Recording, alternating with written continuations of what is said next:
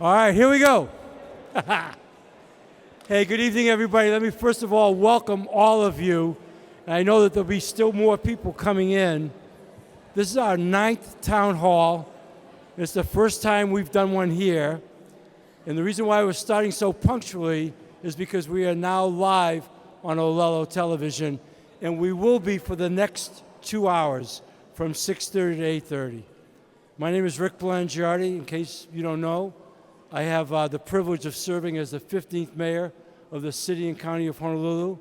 It is the challenge of a lifetime.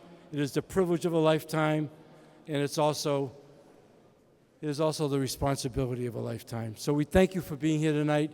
Our town halls have been very good. We didn't come here tonight to make speeches. We came here tonight to answer questions. I'll get into that in a bit, but we've got a couple of things we like to do in the beginning. And first of all, we're going to call up Pastor Josh Coe from the First Assembly Church of God. Where's Pastor? Here he is, and he's going to start off with a pule. Thank you, Mayor Rick Blangiardi, and aloha and welcome. My name is Pastor Joshua Coe, and I'm pastoring at First Assembly of God. And we are one church in 6 locations. Our main campus is at Red Hill, Moanalua, Salt Lake area, but I've had the privilege of serving right here at Koko Head Elementary at our campus over there. And we've been serving a community since 1946, 77 years. And so we're just so privileged to be a part of Hawaii and our history here. But today, as I was thinking about as I was driving here, the scripture says in Psalms chapter 133, it says this: "Behold, how good and pleasant it is when brothers and sisters dwell together in unity." Where there is unity, God commands his blessing, life forevermore. The Hawaiian word is lokahi. And I think what's so important, it's so important that it meant so much back then, but it means so much today. Unity doesn't mean sameness. It doesn't mean that we all agree, but it does mean that we are in agreement to work it out in the spirit of aloha. And I'm just praying that today, as I pray, that we're going to ask God's blessing to be upon our town hall meeting today. Can we pray that today? Let's bow our heads. Father, we thank you, Lord, that you are here. In your word, you said that where 2 or more are gathered, you're here. You're the God who sees, the God who hears, the God who answers prayer. Our hearts are filled with gratitude today because you have given us all things to life. Lord, we thank you for our Mayor, Rick Blangiardi, for the councilmen, for the representatives, Father, for his staff, for allowing them to lead and to serve our community in tumultuous times. God, we need good leadership in our city. Lord, those who are standing for righteousness, that we might perpetuate life forevermore.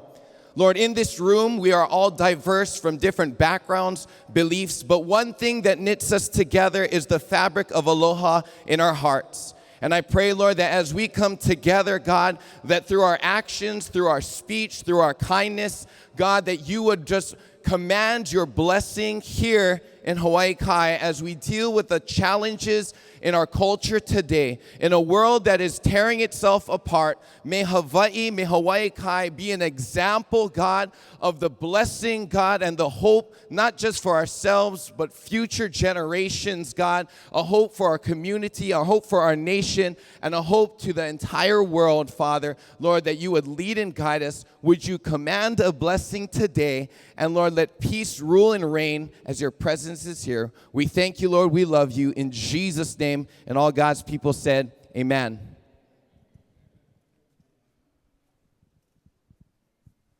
Thank you. Thank you very much. We appreciate that. I'd like to make a couple of quick introductions, if I may. First of all, we have 2 very important people from our city council here tonight. The chair of the city council, Tommy Waters.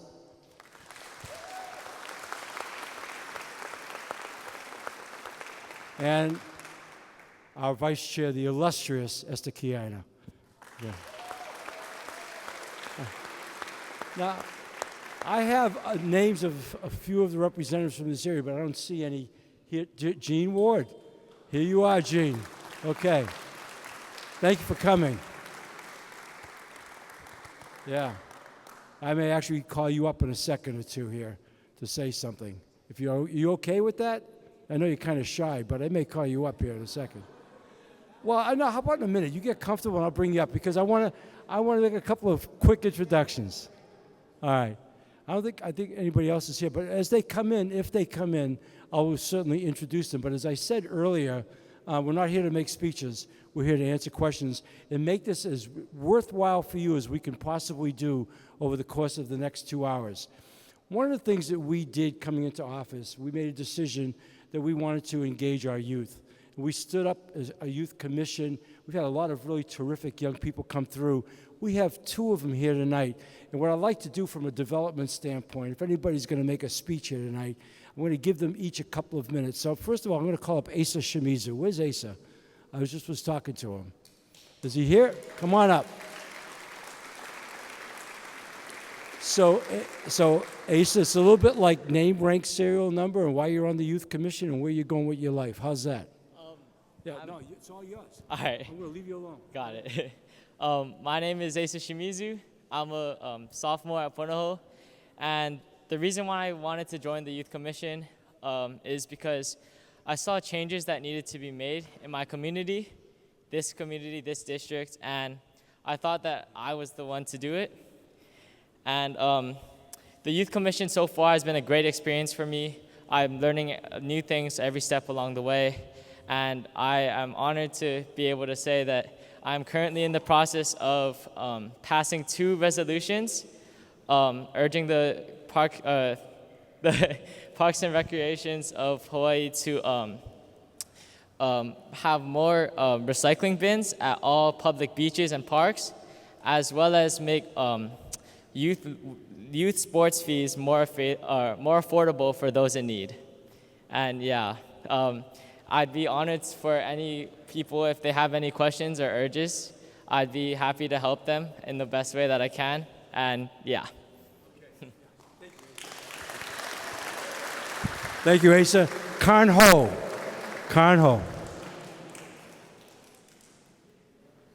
I'll say it again. Karn Ho. There you go, Karn. Hello, everyone. My name is Khan Ho. I'm a junior at Oʻahu School, and this is my first term serving on the Youth Commission, so I've been on the Youth Commission for about 5 months. And so the reason why I decided to get involved was mainly because as a young person, we're unable to vote, yes. But I felt a call to action to be civically engaged in my community, and that's why I applied to the Youth Commission. Fortunately enough, Rick Blangiardi appointed me to the position, and ever since, it's been a great experience, learning the ins and outs of local government, and most of all, learning to collaborate with my peers in order to achieve change in our local communities. Right now, I'm currently authoring 2 resolutions on youth intervention, trying to prevent youth crime in our communities. And it's been an amazing experience, like I mentioned before, being able to work with other youth who are so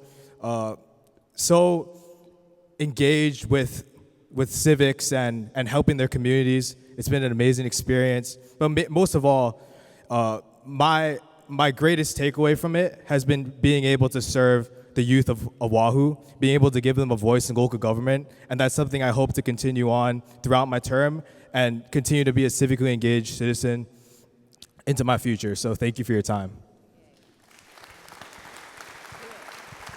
Hello. You can't, is this too close?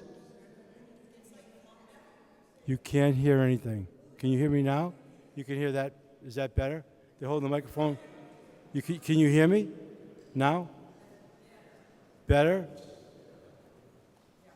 Okay.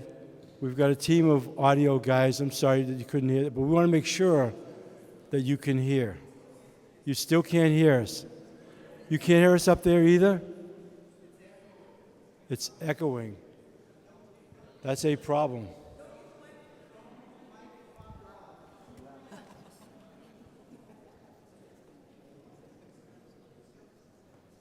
Let's just see. This is the first time this has happened.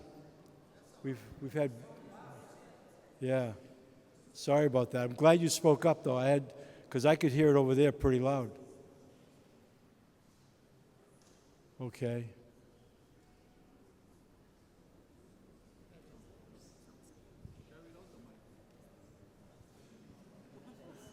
All right, well, this might be terribly unfair of me. The microphone's not working. You call up Gene Ward right now to give him 3 minutes. Gene. I'm sorry, the microphones are not working, but I know you can amplify. I have heard you many times, sir. That's better? It's better? Okay, we'll get it right. I promise you. Come on up, Gene. A couple of minutes, sir, on why you came to the town hall. Anything else you want to say to these wonderful people? Thank you, sir. Aloha mai kako, aloha. Thank you, everyone, for coming out. This is what democracy is all about, and especially when you bring your whole entourage. This is impressive. The city and county is here, and the police are here. I only have a very brief statement. First, with a question. How many of you have problems with your insurance? Either your hurricane has been canceled or your condo insurance has gone through the roof. This has been, Mayor, a huge complaint to my office. People are frightened. People on fixed incomes are having a problem.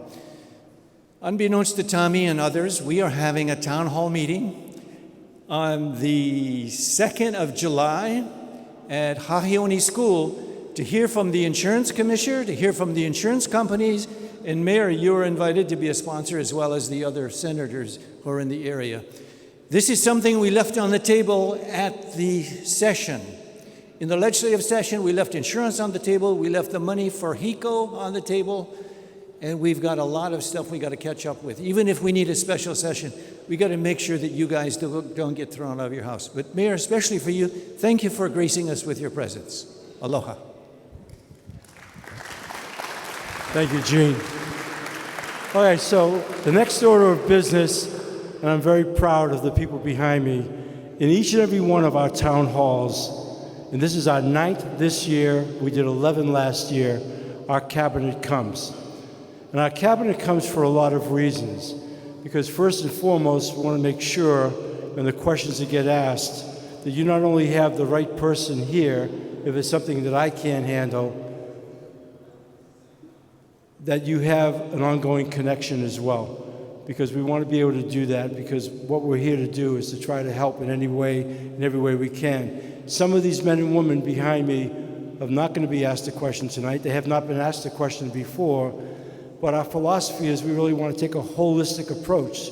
So even if you don't get asked, we want everybody to understand in each and every district that we meet what the top issues are, because while there are some common denominators, each district is proven to be different. Each one of our town halls is proven to be different, and that's what we love about doing this. So without any further ado, I'm going to start off with Amy, and we're going to work our way down and across, and they'll tell you who they are and what they do. Thank you. Thank you, Mayor. My name is Amy Osselby, and I'm the Executive Director for the Office of Economic Revitalization. I have the privilege of serving with Herb, Chair Mayor, and a number of others on the Hawaii Kai Neighborhood Board. Thank you. Thank you, Amy. My name is Kira Shushom. I'm the city's Chief Data Officer. I'm here to actually help our various departments streamline our data management. Thank you for being here. Thank you, Kira. Good evening, everyone. Gene Albano, Director of the Department of Facility Maintenance. We are responsible for maintaining and upkeeping all of the city assets and infrastructure, including sidewalks, streets, streams. So if there is any concern or issues, please reach out to me this this evening, and we can continue our dialogue to address any of your concerns. Thank you.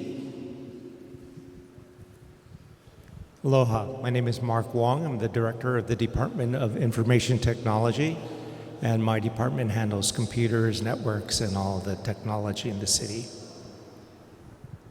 Aloha, everyone. I'm Kevin O'Shea. I'm the Deputy Director of the Mayor's Office of Housing. I'm also a Hawaii Kai resident, so thank you very much. Grateful for all of you being here tonight. Mahalo. Aloha mai kako, John Nouchi, Deputy Director of the Department of Transportation Services.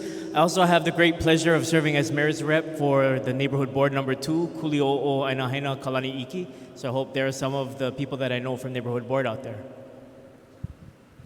Aloha everyone, Jordana Ferrer. I'm the Child Care Resource Coordinator. My kuleana is to our youngest kids, their ohana, and the professionals that serve them. Thank you so much for being here. Hi everyone, I'm Kim Hashur. I'm the Director for the Department of Customer Services. Our department includes the satellite city halls, DMV, and public communication. Good evening. My name is Brian Gallagher. I'm the city's Department of Design and Construction Deputy Director. We work with the various departments, especially Department of Facilities Maintenance, road repaving, improvements to buildings, facilities, infrastructure, you name it. We try to help all the departments as much as we can. Good evening, everybody. My name is Kat Tashner. I am the Director for the Department of Land Management. We protect, develop, and manage the city's real property interests. Thanks for being here tonight.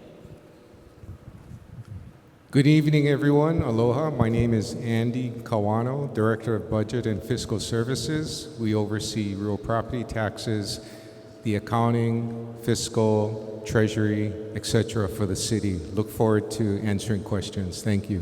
Bye.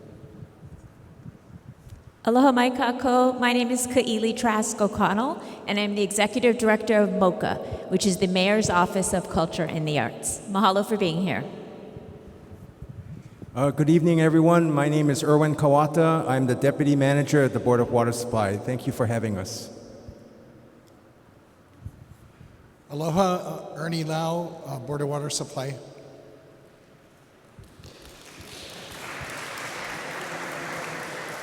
It's always hard to follow Ernie. Aloha and good evening. My name is Denise Iseri Matsubara, and I'm the Executive Director for the Office of Housing. Thank you for letting us be a part of your evening.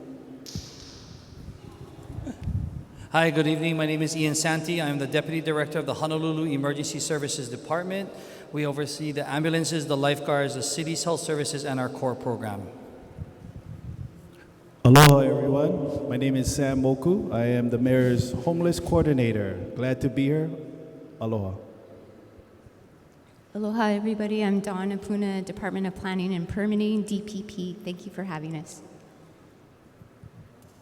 Good evening. I'm Nola Miyasaki. I'm the Director of the Department of Human Resources, and we have the privilege of managing the city's 10,000 plus workforce, from labor relations to hiring, benefits, workers' comp, the whole gamut. And we are open for hiring. I brought one of my top recruiters, Darcy Amata. So if you know anyone looking for a wonderful place to work, the city is has been named one of the best public employers in the state by Forbes magazine. So please see us after the town hall. We'll be around to talk to anybody who's interested. Thank you. Aloha, I'm Roger Morton. I'm the Director of the Department of Transportation Services. We're the multimodal transportation agency for the city. We operate all the public transit systems, the bus, the handy van, Skyline. We also take care of streets. In terms of traffic engineering, we take care of traffic signals. We take care of bike lanes, complete streets. And I'm also a proud resident of Hawaii Kai for the past 55 years. Aloha, everyone. Mike O'Keefe. I'm the Deputy Director with the Department of Environmental Services. We manage most of the island's wastewater treatment and disposal systems, including 2,100 miles of sewer systems, 72 pump stations, and 9 treatment plants. We also manage the solid waste systems on Oʻahu, including all of the curbside collection operations and H-Power and the landfill. Thank you for being here. Aloha, good evening. My name is Matt Gonzer, and I serve as the Executive Director for the Mayor's Office of Climate Change, Sustainability, and Resiliency, and we have the privilege to work with all of the departments to address the root cause of climate change while also ensuring we're taking actions to be more climate ready for the future. Good evening, everyone. My name is Mike Formby, and I'm the city's Managing Director. Good evening, everyone. My name is Krishna Jayaram. I'm the Deputy Managing Director. Thank you for being here tonight. Good evening and aloha. My name is Dita Hollyfield. I'm the Director of Enterprise Services. We oversee the 6 golf courses, the municipal golf courses, the Honolulu Zoo, and the Blaisdell campus, and the Waikiki Shell. Thank you so much for joining us this evening. Aloha, I'm Anton Krucky. I'm the Director of the Department of Community Services. We do all the human services activities representing the city. So we do our elderly affairs. We also do Work Hawaii for job training and outreach. We also are the public housing department for the city, Section 8 vouchers and such. We have our community-based development division, which manages property and other HUD programs that come in. We also manage the grants and aid program for the city. And the mayor has also brought homelessness and the child care coordinator into our department. I'm a Hawaii Kai resident. I'm glad to be here. My two boys went to Kamiloiki and Kaiser High School. Go Cougars. Aloha, everyone. My name is Andy Sugg. I'm the mayor's chief of staff. Thank you all for being here tonight. Aloha, I'm Laura Thielen, the director for the City and County Department of Parks and Recreation. We handle parks, recreation, but also urban forestry, all the street trees, the botanical gardens, and the community gardens. We also manage a lot of citywide events, and we have Mayor's Memorial Day, where we are trying to get lei for every single grave marker for soldiers at Punch Bowl. So please, if you have time tomorrow, drop by one of our sites where we have volunteers helping to sew lei. We have masses of flowers, tea leaf. We could show you how to sew a tea leaf lei. If you work downtown, stop by Honolulu Hale, and there are other sites on our website, including Wailupe Community Park. Good evening. My name is Kevin Mokulehua, Assistant Chief in the Honolulu Fire Department. It's an honor and privilege to be here this evening. Thank you. Aloha, everyone. My name is Brian Lynch. I'm the major for District 7, which starts at Puno Street and goes all the way out to Makapu. So I'm the guy in charge of whatever complaints you might have for us. I'd be happy to answer whatever they are. Thank you. Good evening. I'm Ryan Nishabun. I'm the Assistant Chief. I oversee 4 out of our 8 patrol districts, and I'm his boss. Aloha, my name is Hiro Toi. I'm with the Department of Emergency Management. We coordinate the city's disaster preparedness, response, and recovery. Hiro, thank you. Okay, this is how we're going to do it tonight. Every venue has been different. And last year, when we did this area, we did it at Kalani High School. Tonight's a little bit different. We have a combination of people seated and in the bleachers. So rather than have a central microphone, we will get to everybody tonight. In fact, we have to go off the air at 8:30, but we don't run out of here, and we will stay here. But we hope to get a lot done between now and then as well. So we have 2 people. Chastity right there, raise your hand. And Brandy, where's Brandy? Brandy's right there. They'll come to you with a microphone, so you can stay where you are. And the only thing I ask is that you introduce yourself. You can give us your first name, if you will. The other request I would make is that we are civil to each other, okay? You can ask us anything you want. There's an unfiltered situation, and I say this every time. You may not like the answer, but we're going to be truthful with you. But we also want to encourage you to let us know what you think, what you know, what you want to say.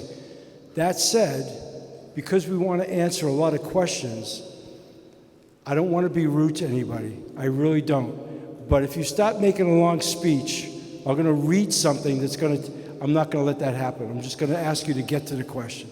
I'll be polite about it, but I'm warning you nicely, okay? But we realize it takes a little while to give some context, so we're okay with that. But we've learned the hard way that we want to move on. We want to get to as many things as possible. So that said, just a couple of things I just want to echo. NOLA was dead serious. We are in the business of hiring people. So it may not be anybody here, but maybe you have a relative or somebody you know. You know, the city is driven by the men and women who work for it. This is the leadership team here, and I'm really proud of them. Very proud of them. In fact, we've been together for nearly 3.5 years. I like what we've done so far. The best is still in front of us, but we're dead serious about that, so please, take us up on that. The other thing is this good-looking guy in the middle with the white hair. He got up very modest. His name is Mike Formby. He's the managing director. Just so you know how the city works, and Krishna is his deputy, all of these men and women report directly to Michael. The people who report to me are the lawyers, and they're not even here tonight. but the city goes this way. And so Mike is our quarterback. He's sort of a coach. And so just know that. So with that, I'm very anxious to get into our first question of the evening. I think we've set it up. Anybody who's up first? You just raise your hand. Lisa, okay.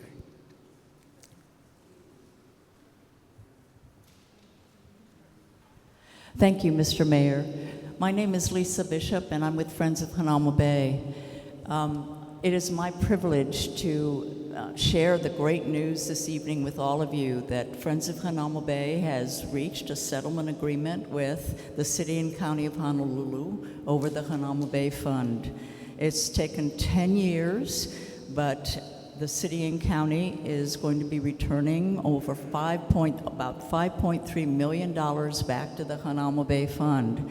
And I'm here to say that this administration has been the first administration that's been willing to work with Friends of Hanauma Bay in order to resolve all of the issues that we've been working for a good 10 years. Not only do we thank the mayor and his staff, but we'd also like to thank Councilmember Waters and the City Council for helping to push the settlement through the City Council financially. I'd also like to thank the Hawaii Kai Neighborhood Board, who has supported Friends of Hanauma Bay through all of these years of struggle and listened to us month after month at the Neighborhood Board. And I'd also like to thank Representative Gene Ward, who has been a staunch supporter of the Friends, both at the county level, but also at the state legislature. This has been a great win, not just for the relationship between a small NGO like Friends of Hanauma Bay and the city and county, but ultimately it's a huge win for Hanauma Bay that all of us love. So I wanted to thank the mayor. Mr. Mayor, we met in January of 2020 when you first came into office, and you told us we will work with you to resolve this issue. And you met that. You carried through, and you did it.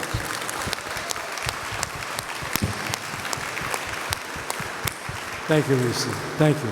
No, thank you. No, We really appreciate it. What a great way to start the night. Thank you. We're really honored and pleased to be able to do that. All right, here we go. Aloha, Mr. Mayor, and thank you all for being here. My name is Helani Sonoda Pale. I am a resident of Kuli'o'o, and I have two concerns. Okay, the first one is Red Hill. I'm on the Community Representation Initiative. I just found out literally this week that they're going to start degassing 12.5 million tanks starting next week. That's a lot of toxic gas going into the air. My concern is for the Halawa prison residents, 700 of them, which is right next door, and also to the suburb that's surrounding it. And I'm just asking you to please follow up to make sure this is not going to be, we all know it's flammable, and I'm not sure. Well, let's do one question at a time. Sure. Ernie, I'm going to call on you to share whatever you might know about this. But I would say this. We listened to the defueling process by the Navy at the time, and we were involved from the day it happened. Red Hill was one of the 3 unimaginable events that happened on our watch. When we got around to actually defueling the tanks, and Admiral Wade, Mike and I went up to Indo-PACOM for a briefing. It was an incredible plan that they laid out. To their credit, they executed flawlessly.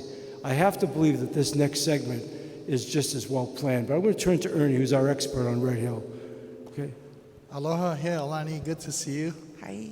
I heard today, I attended a governor's water committee meeting, and the Deputy Director of Health, Kathy Ho, reported that there are going to be 9 air monitoring stations around the Red Hill facility. And I heard that there will be one at the Hawaii Halawa Correctional Facility too. Great. Because those people they're kind of a captive audience. They can't go anywhere. And it's going to be very important to monitor the air quality. What they're doing, folks, is before they can go in and clean the tank, each of those, there are 14 tanks they have to clean. They have to vent out the vapors out of the tanks so it's safe for the workers to go into it. So they're going to start venting. I think your date is probably correct. And I think they're going to do 1 or 2 tanks at a time, not all 14 tanks. And also monitor the air quality around the facility. Great. Thank you. Thank you, Renee. Yolanda. Yeah, and we did get, we did suggest that to the Department of Health, who then suggested it to the military, who then is now following up on it. But my question to you, you're in charge of the fire stations, right? I just want you to be aware that this is a dangerous situation, and we should be very cautious about the degassing period, which is, we don't know really how long it's going to be, and it is flammable. And so I wanted to I just bring appreciate that that. to your attention. I don't know if, Chief, you want to say anything to that. I think we're totally aware of anything going on up at Red Hill. Thank you, Mayor. Well, first and foremost, we want to stress to the community, if they have any kind of emergency where there's any kind of gaseous fumes or gas leak or anything, they got to call 911. We will respond. We have efficient resources to respond and mitigate the emergency.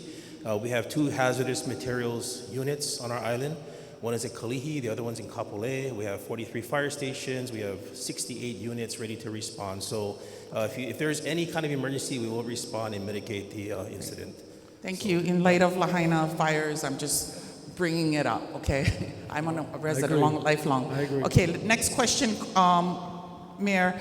So Pu'uhonua Owailupe, we were here, when you came last year, this was an issue and it's still an issue. I thought you were going to chant tonight. You were so good. No, we're not last night. chanting because we appreciate that you did follow up after that meeting, right? We had Form B come and visit our site, but we're still waiting. We're still in the process. And I just want to remind the mayor and his staff that this is actually the fault of the county. The DPP gave a permit to build on a graveyard, on a Native Hawaiian, ancient Hawaiian grave site.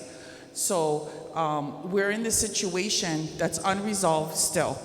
And they've required us, the county, the Land Management Division, required us to do an AIS. They changed the whole process on us before we went forward. And because of that, we had to uncover 2 more burials, which has caused a lot of trauma in our community. And so we're still in the process of it, and I'm hoping we can still get this resolved maybe before the next election. Let's see. Mike handed the phone to Kat Tashner, who's our Director of Land Management. Kat? Hi, good evening, Kealani. So what this organization did was applied to the city's Clean Water and Natural Lands program. It's a conservation land fund, and the application that we received was not complete. We needed more information, so that's why they're doing an archaeological inventory study to determine what exists on the property, and then that can inform, what kind of conservation effort the city does. So we're awaiting the completed application. As soon as we get it, our Clean Water and Natural Lands program manager is here tonight. I understand he's working very closely with you to understand what the next process is. And I want to just point out too, thank you, Kat, that burials there are well documented from the 1920s. The fact that they made us do an AIS, which caused so much trauma because it is a graveyard. So we had to actually have the archaeologists dig into the ground. And apologies for getting a little emotional here, but it is our kupuna. Mahalo.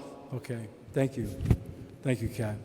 So right there is just a little bit of a sample of hopefully the resource we have to offer you tonight and hearing the 3 people. Since I mentioned that Red Hill was one of the unimaginable events in just our short 3.5 years in office, the first was the obvious, something we all experienced and lived through, which was COVID, which really, quite honestly, was a lot of our first year in office and just dealing with that. It was more than distracting. It was consuming, all-consuming for so many reasons. Then, of course, the third was the Lahaina wildfires. These are extraordinary events, and so we've tried to do on the areas in which it's impacted us directly and what we need to do for Oʻahu. We've tried to do our very best. We've worked through all 3, and we'll continue to work through. We're still dealing with COVID as an issue. We're certainly going to deal with the Lahaina wildfires as well, and Red Hill is ongoing. So thank you. Sir. Herb Schreiner, longtime resident of Hawaii Kai, and I'm on the neighborhood board. I want to thank you, the administration, and the council for working with Hanauma Bay. I've been around long enough that I go to their meetings and work with them, and we're excited about that. Is there a date or a contract or anything that has to be done before it heads that way? You're talking about before we pay the money? Yeah. Is there a contract? Where are we, Andy, on the settlement of the $5.3 million to Hanauma Bay? You want to know if there was a date and time? So the $5 million settlement for Hanauma Bay was transferred to the fund, the preserve fund, and it happened yesterday. Awesome, thank you. Okay.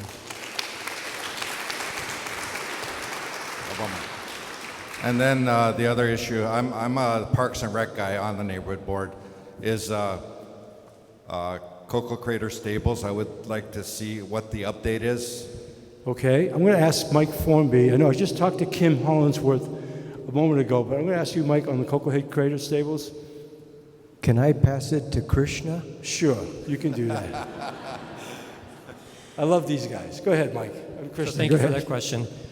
We had a very good meeting with Ms. Hollingsworth maybe 4 or 5 weeks ago. Yeah, and we agreed on a plan to proceed. There is a certain amount of money in the CIP for this year that's going to be used for the water. And working with Chair Waters, we're also putting in $500,000 into next year's operating budget so we can do more work on the property. The first step is going to be that dilapidated building in the front. So we're going to take that down. That's going to take some time. We got to figure out what kind of materials are in there, if there's anything that needs to be handled, asbestos, lead, a certain way. But that's the next step, and then we're going to continue working with Ms. Hollingsworth on how to make that property, which really is such a jewel in the community, to really bring it up to its full potential. Thank you, Mayor. All right, Herb, thank you. Thank you. Okay, next question. My name is Mia Lisa Otis, and I'm here with Pu'uhonua Owailupe. And of course, backing up what Heilani was saying, construction and desecration was stopped on February 12, 2022, and we've hit up the multiple neighborhood boards, and we passed resolutions in Kuli'o, Kalani Iki, Hawaii Kai, Waimanalo. We were in newspaper articles, and we sent out consultation letters around the neighborhood.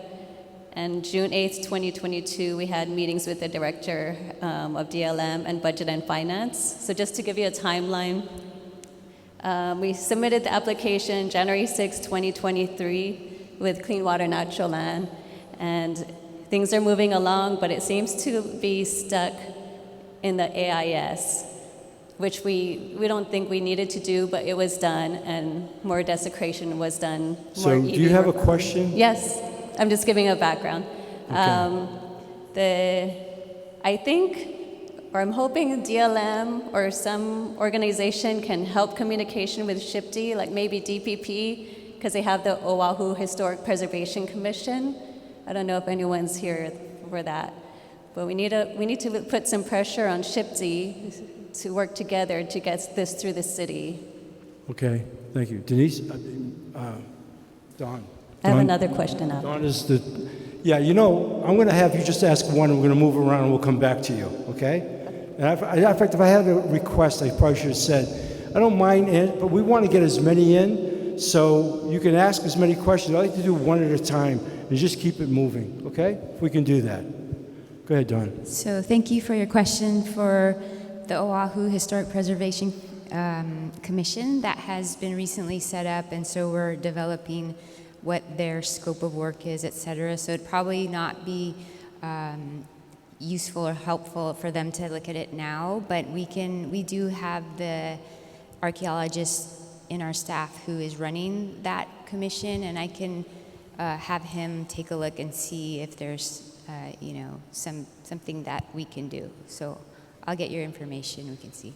Thank you. Yeah, and we'll just establish contact with you, and I promise you I'll come back to the second question, but let's just try to cover a lot of ground. And what I'd like to do, too, I should have said this in the beginning, is that once we've gone through a topic, I'd like to have that be the topic of the evening or the discussion, we move on. Okay, so we could just make this...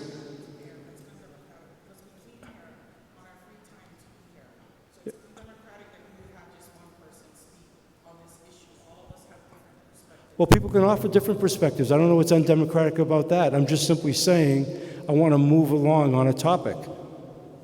Different questions. There's a lot of different people here. That's a presupposition on your part that may not be true. Okay? I'm just trying to, we want to be, I didn't cut her off. I said I would come back to a second question, and you see that Dawn is right up there right now making contact with her. I'm not cutting anybody off. I just said I don't want anybody reading speeches. We'd like to answer questions. That's fair. Okay? Yeah, I'll come around to you, sir. Okay? Because it's going to be on the same thing. I'll come around to you. Over here. Before we leave, how's that? Does that work for you? Before we leave. Sir, question?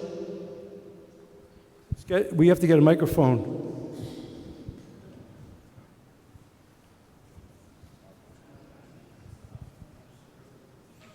Does this help? Oh, good. My name is Sid McWhorter. I'm on the Friends. Okay.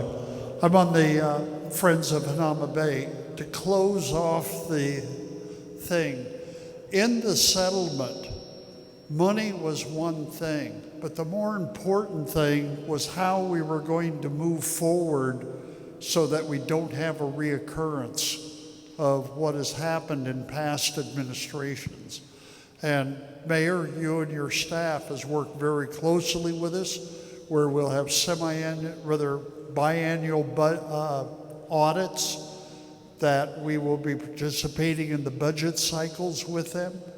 But this is the critical part from our standpoint of moving forward. Okay. Thank you. I appreciate that, Sid. Thank you. Look, this job of being mayor, I say this all the time, is about problem solving. We came tonight to meet as many of you as possible on as wide array of topics as we can, which is why we brought the cabinet. I will move it around. We're in here for 2 hours. We'll get to everybody. And if we don't do it then, while we're live on TV, we'll get it before we leave. But we want to answer as many questions as possible in the spirit of serving the community as best as possible. And what you make us aware of, and the people that are here that can maybe answer on the spot or establish a contact, I think is the highest and best use of having everyone here. So we'll get to everybody. Sir, Chastity. She's going to give you a microphone. Appreciate it, Mayor. Thank you for the time and opportunity. I want to thank the pastor that did the scripture. I really appreciate everybody's time here and your cabinet. You know, I've always been, for the past 15 years, wanted to ask this question, yeah? It's concerning illegal aerials. I'm sorry, what's it? Illegal aerial fireworks. Yeah. Illegal fireworks. I just want to get my topic in because I got to head on out.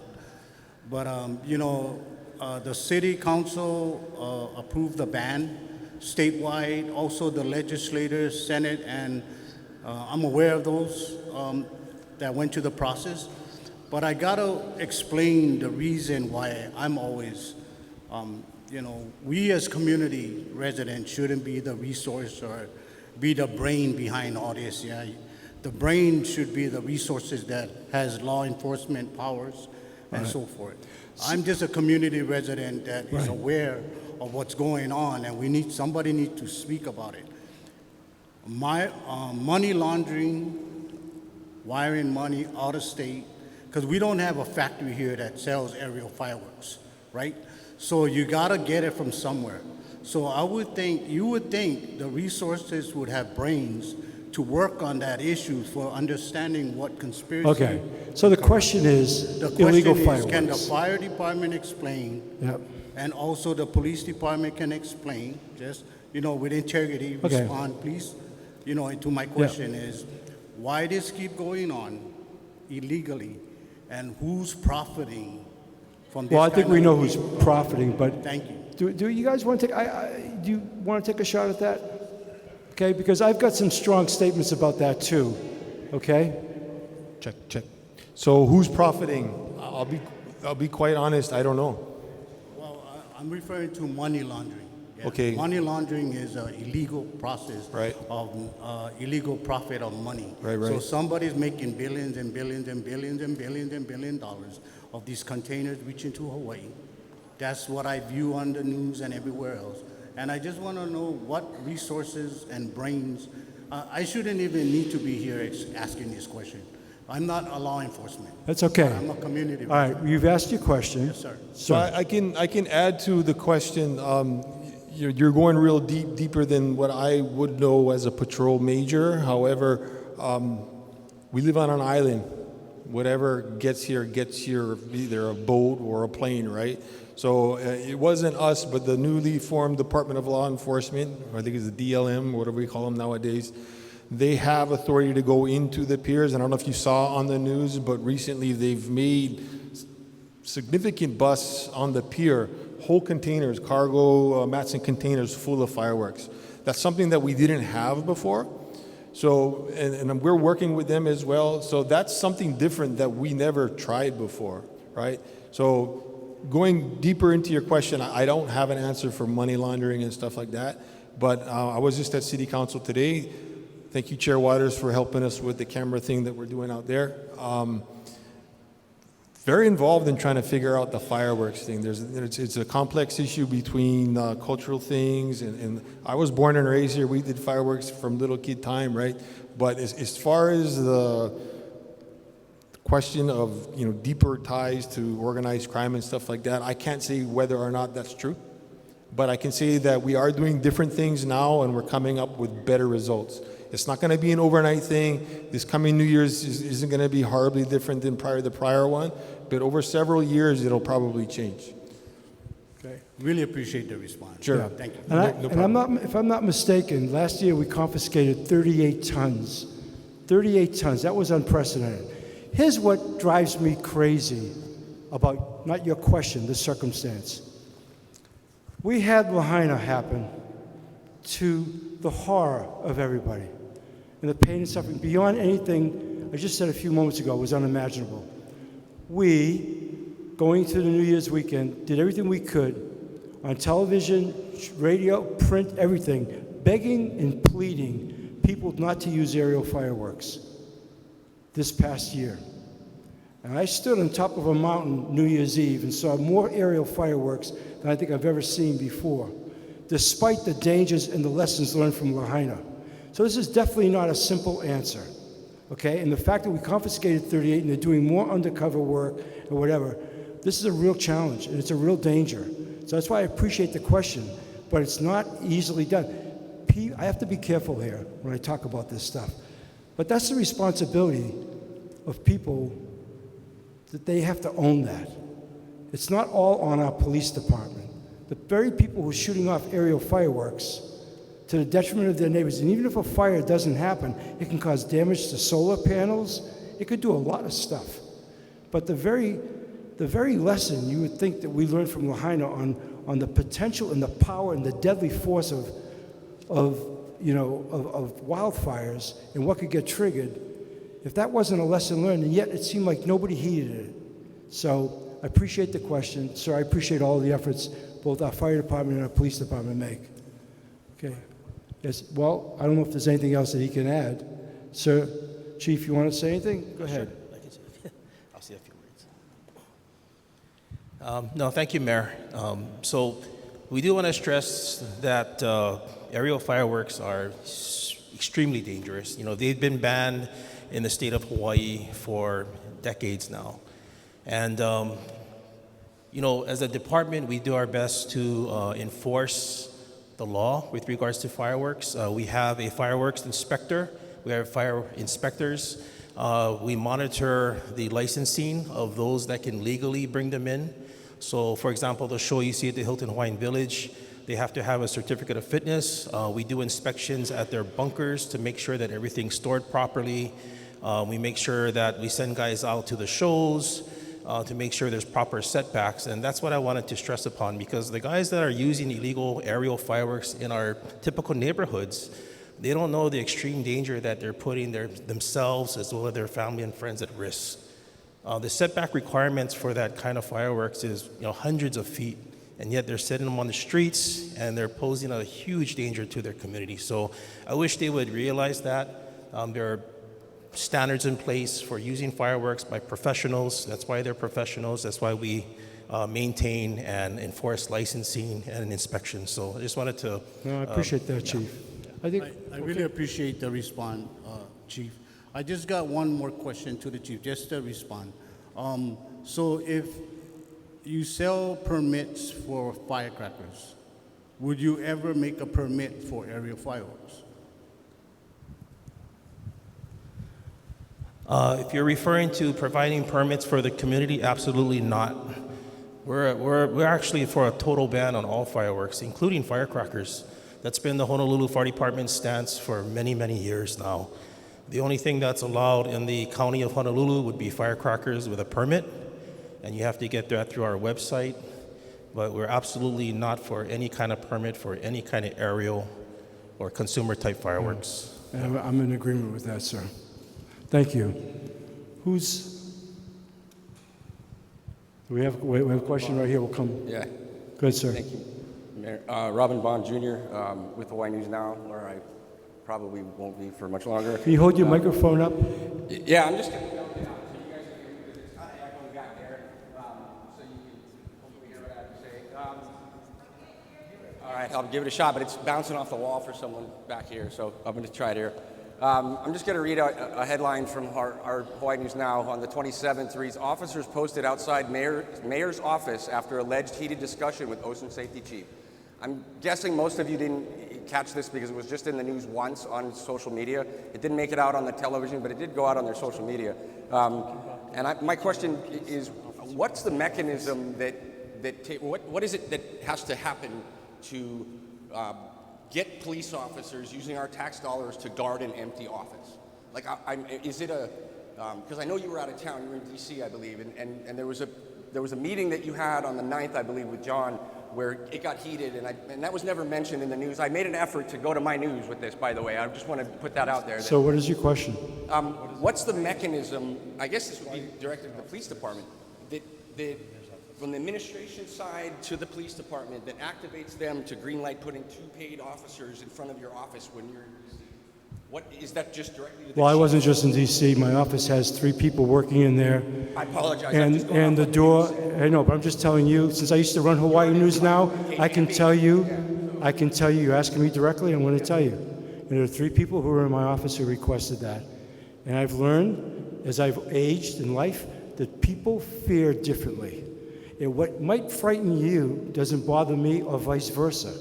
So that was a request of employees, and we accommodated that. That then led to putting security on the door, okay? And the police were asked to leave. We had no security in the mayor's office. Since I've been in office for 3.5 years, I've had more people come to visit, and they walk in and they say, where's the security? I can't believe it. If you've ever been to a city hall elsewhere, it's like going through the airport.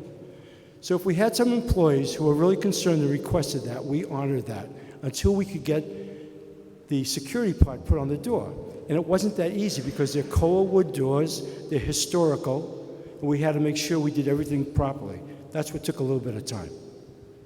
But the mechanism to communicate the need, like it says in the news, from a spokesperson, which I would assume would be the managing director, and I'll just quote it straight from your news. It says, a spokesperson, which can only be either the managing director, yourself, or perhaps Scott, somebody with the authority to speak on behalf of the city. A spokesperson says, would not comment on that meeting, the meeting on the 9th, but said that perceived security threats, in quotes, sometimes warrant additional coverage regarding additional security. Most of you don't know John Tishon, some of you do know. He is not a person that is a threat. I never said John And yet, was. You were in D.C. and we had cops at the door of your office. I never said just John don't- was. I don't understand how that works. Like, why would we need to guard your office if you're in D.C. at a sustainability event and John's been suspended on the I was at 23rd? a homeless event, number Sorry, one. sorry, a homeless For the event. U.S. Conference of Mayors. Homeless event in Okay. D.C. And I was there for just 3 days, and we took care of that. As I said, we honored the request of our employees. That's the mechanism. Okay. We have security in the building. We had some concerns. We did that. Okay. That's it. I'm not going to discuss a personnel matter. I understand that it's a personnel matter. It was once a personal matter. So our news changed that one word, personnel. I don't know why you're letting the police answer the question. Like, I'm not asking you for administration. I'm asking what the police department have to do with that. Like, my tax dollars were used for that. Your question is, just so I understand, that's what Mike just asked me. Why did the police get involved? That's not the first time. That's not the first time the police have been up to my office. That's not the first time. You know, I drive myself. I have no security. Okay? And I've had no security at the front office of the mayor's office. That's unheard of. Okay? So there was good reason that was asked about by our employees, and we honored their request. And there was reason for that. That's as far as I'm going to take it. I have a responsibility to the men and women who work at the city and county.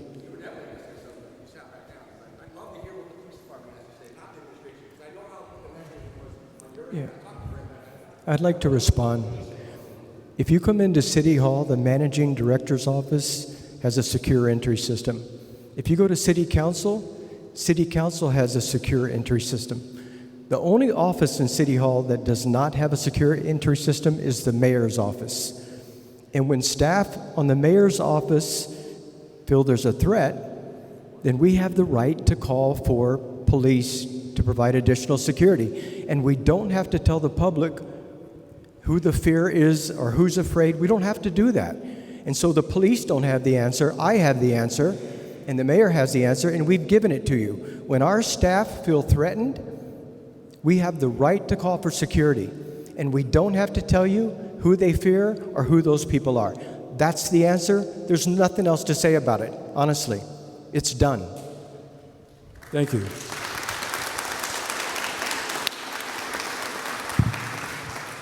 Sir. Aloha, Mayor, and thank you to you and your staff for being here. It's really cool that you're doing that. My name is Justin, and I am one of the many people, and I would say majority of people, that support the stairway. I'm looking around, I'm seeing an awful lot of signs here today. Thank you for all your support. I didn't ask these people to come or do that. So just to be clear, my question to you is this. I'm going to give you some context here.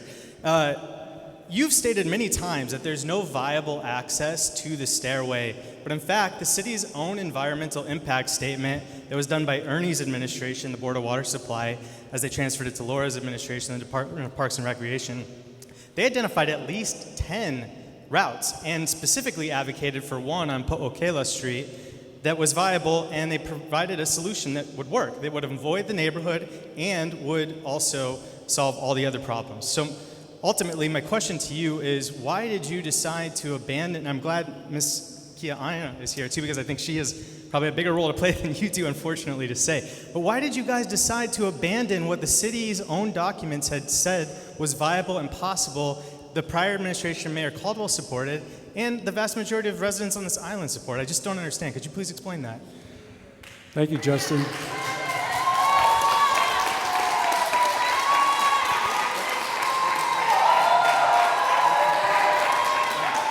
We have a lot of fans. I appreciate your answer. Thank you. Well, you know, I think your supposition is that we didn't do our due diligence. So what did you do? Let's find out. We talked to a lot of the neighbors. We did a lot of other things. We did a lot of investigation on this matter. I started out saying I wanted to save the stairs. That's where I started initially. And after a lot of process, realized it wasn't viable, okay? But the only so I public think, Justin, wait a minute. In the spirit of this town hall tonight, even though you've got this support here, we've taken this through due process. We've been to court now a couple of times, okay? You know what the rulings are. The stairs are coming down. Point is finished. The decision's been made. With all due respect, I understand your With decision. all due respect, Justin, the decision's been made, and this is not an environment that you're going to win. I'll be happy to talk to you afterwards about it. Be very happy to engage that, you and anybody else. But where we are right now, the stairs are coming down, okay? With all due respect, I apologize. They are still there. I think a lot of people in this room want them to be saved, and there is a solution that the city has not documented why that's not feasible. I would appreciate, and you can do this later, but I'd like your answer now. Where can we find the proof that you say exists that nothing is possible? Where is that publicly stated? We could provide that, and we have. We've provided the documentation that we've needed to do that, Justin, okay? Where? Well, that's why we were in court. Where is it? I'm sorry. We made the decision. The stairs are coming down. We did everything the right way, and that's where it is. If you It's don't a like mistake. it, Thank thank you. you for coming tonight. That's the situation. Hello, Okay. I want to follow up on this. I want to stay on one topic. You have My a name different is topic? Inessa Love, and I'm a professor of economics Good. at the UH Manoa. And I want to talk about the economic impact of destroying a valuable asset that can bring millions of dollars to the community for years to come. And now, the environmental and fiscal impact study that has been done by the city identify that the only positive present value option is managed access. So now, and they also identify that it will cost $1 million to remove the stairs. Now the amount rose to $2.6 million of our taxpayer money. It's our money, people.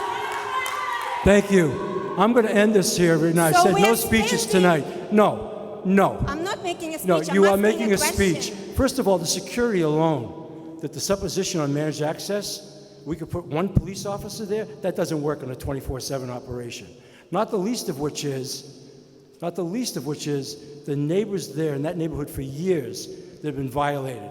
Not the least of which is the security risk in all the rescues. And I don't want to hear nobody ever died up there.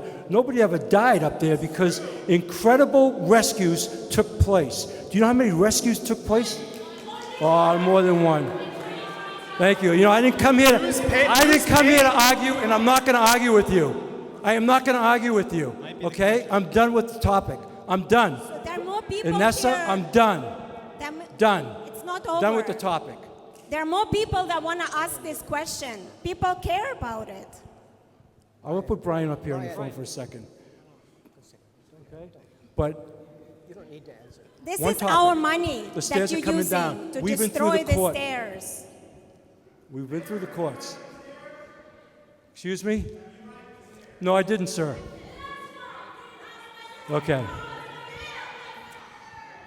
You know, your point's been made. We've gone through the process. We went to court. I'll say it over and over again, not once but twice. The judge's ruling is there. All the documentation that Justin, you just alluded to, and think we didn't have any, it's all there. It's all there. Mike? Yeah, I just want to add one thing on the alternative managed access. Mayor and I went out and visited the site with the Friends of the Stairs, and we told them at the time that our priority was public safety and the ability of homeowners to go home to their homes, their houses, their children, their families in security and respite at the end of a long day. And we said to the Friends, if you get the community that has complained about the trespassers, the feces, the urine, the bottles, the broken fences, the cut barbed wire, all of that, if you can get them to agree, we'll have a conversation. Senator Schatz sent a gentleman in, and that gentleman tried to bring the group together, and he could not do it, and the Friends never got the community together. And then that's the truth. The Friends never got the community to agree that managed access would work. Because if you say to a local resident, you're going to pay $50 or $100 to hike the stairs, and they think I can park on a neighborhood street, cut through a lawn and get there, they're not going to pay the money. There's many reasons. Environmental reasons, there's many reasons, but I'll tell you, we gave the Friends an opportunity to bring the community together and support managed access, and they did not do it. That's the truth. We did everything. You know how many? We took probably 4 or 5 meetings with the Friends in the conference room before we ever went out into the field. And I wasn't going to talk about what Senator Schatz had done because we talked about this because of the pressures that come to bear. We did a deep dive on this, a real deep dive. So no, I haven't hiked the stairs. Would I have liked to have done that? Yeah, I'm not going to deny that, but I didn't, okay? And the stairs were never built for that purpose. And somebody had to make a decision, and we came to that. You know, when we first got into office, we were dealing with security issues in the neighborhood because they put the Wendy's on the poly, and they didn't put a wall behind it and create a lot of problems. And we went ahead and built a wall for the sake of the neighborhood. They're very happy. It's the same thing here. It's the same thing, actually, it's an extension of what this guy just asked me about. When people start talking about feeling fearful and scared and whatever else, there was a lot of stuff that went on over a long period of time that's not cool to those homes there, okay? And we owed it to that public. The managed access, we looked at the whole plan. We walked the grounds with them, and it wasn't hostile. We were friendly. We were looking to get convinced. We couldn't get there. We could not get there. So. Is this also about the stairs? You know, look, I don't understand. If you want to sit here and waste the time tonight on an issue that I've already told you is done. I think the issue is done. I'll come back to you if you're going to talk about the stairs. I don't know what more I can tell you. We've been through a very extensive legal process on this. It's not going to get reversed. I worked there back in 1996, 97 with the Coast Guard, and I was there during the close down. Steve Holmes and Jeremy Harris was our mayor. Both said the stairs were going to be kept up and they were going to turn the Omega Station into a museum. Yep. And none of that has happened. The station has been destroyed. Yes, it has. We wanted to recycle the copper and aluminum, but they said no, keep everything in place because we're going to turn it into a museum. And we agreed. We said that'd be a great idea that you turn this into a museum for the public to have. But now everything's been stripped out and ripped out of it, and the stairs now is going to be ripped out. It's like both promises to us are being. Why didn't make those promises? We made a decision after extensive due diligence and extensive legal process. I don't know what else I can say to you, sir. Okay? That was a long time ago when Jeremy Harris was mayor. Okay? It was. And when the Coast Guard ran the stairs, it was probably its best era in post-World War II. That didn't exist. Yeah. So why didn't the Coast Guard keep doing it then? Why didn't they keep doing it?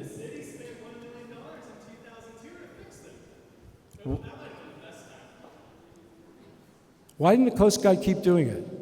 Why did the Coast Guard get rid of the stairs? You were there then. You were there. The Coast Guard was willing, when we took down the antenna, we had offered to take the stairs down, and the city said, no, keep them there. Okay. They're going to make this into a park. Well, they didn't. Brian, is there anything you wanted to say? Because you came up here. I didn't mean to cut you off. Brian Gallagher is our deputy manager. The contractor for the project has already started dismantling the stairs, cutting the stairs, and is getting ready to remove them. It's already, they have the approvals, they're moving forward. It's a full-blown construction site. If any of you... Okay. All right. You know? Yeah, and I would like to do that. I think we've covered the stairs enough, okay? Look, in all fairness, the decision's been made. We went through a couple of years on this. This wasn't capricious. This wasn't a knee-jerk. And it certainly wasn't done for political gain, Justin, as evidenced here, okay? This is a decision that was long overdue to be made. Next up. Okay. Thank you very much. Thank you all for being here and your hard work. James Panis, and the topic is the surfboard racks in Waikiki. We had two burnings of the surfboard. The surfboard racks were burnt twice. I lost my board in the first burning. I never opted to get a board in the second phase of and they got burned again. And recently, the city put up a temporary surfboard rack for 68 boards. Yeah. I'm 75 this year. Yep. And the city never contacted me about the lottery. They only contacted the people from the second burning, which I think is kind of perplexing to me. Well, we're trying to get more boards. In fact, we have a meeting. This is a topic right now this week. Adita, you were in the meeting yesterday. We're going to, look, I'll tell you this. My personal belief, because we tried with the Moana Surf Rider, with Kioya, and they produced the pictures of the last fire. I mean, it's very dangerous in that hotel. It was a raging fire. This wasn't like a little campfire. It was very dangerous. Not once, but twice there was vandalism.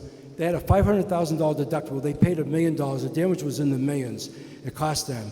The likelihood, even though we've cleaned up the area adjacent to the hotel, to put it back there, not going to happen, even with covered and sprinklers and everything else that we've offered to do. But there are some other sites that have been selected that we're going to be meeting on. And the point is, I think surfboards in Waikiki are almost, if I can say this about an inanimate object, indigenous. They look good down there. It almost fulfills on an optic for anybody visiting when they come, especially if they've never been to Waikiki before, to see that. And we know that this is a different group of surfers than, say, out on the North Shore. We get it. And so we talked just about that. So we're trying to get the racks, and maybe Dee, you can share a little bit more light, because I was not in this meeting just yesterday. And Linda's here. Where's Linda? I just saw her. Okay. Linda's right there. You were in the meeting too, right? Okay. First of all, thank you so much for your heart for the surfing community. I was having trouble hearing you, so I hope that I'm answering your question fairly.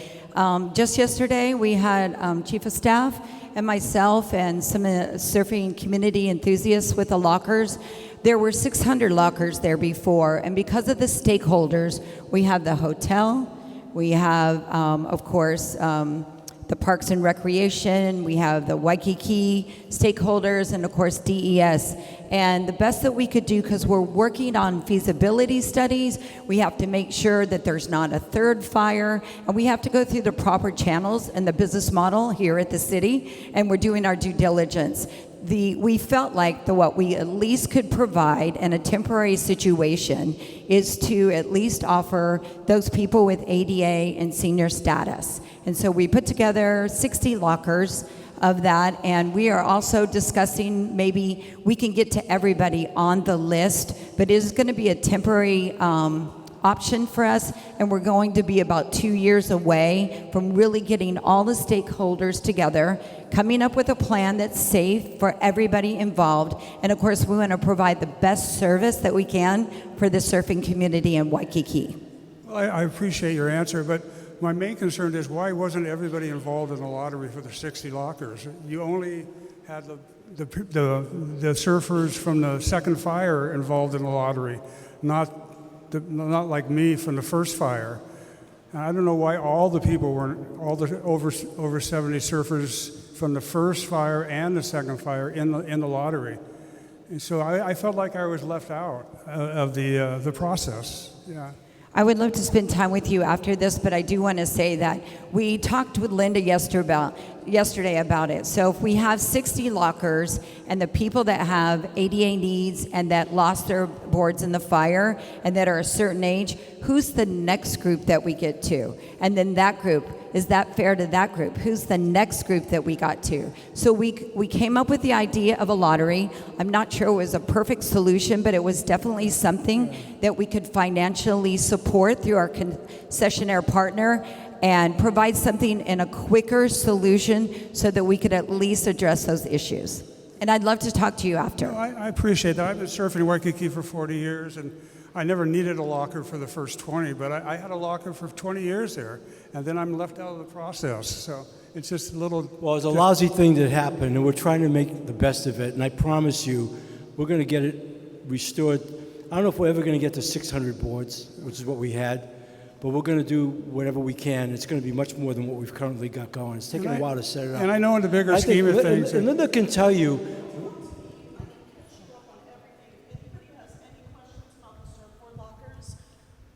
Come talk to me after the meeting. My name is Linda Kea, and I'm a part of the Waikiki Surf Rack Ohana. So let's talk after. I know you from the lockers. I remember from back in the day. So I'd rather leave the meeting for like this side of the island so that, you know, let's keep going on that. We've put a lot of time and effort into this. We want to get it right, I promise you.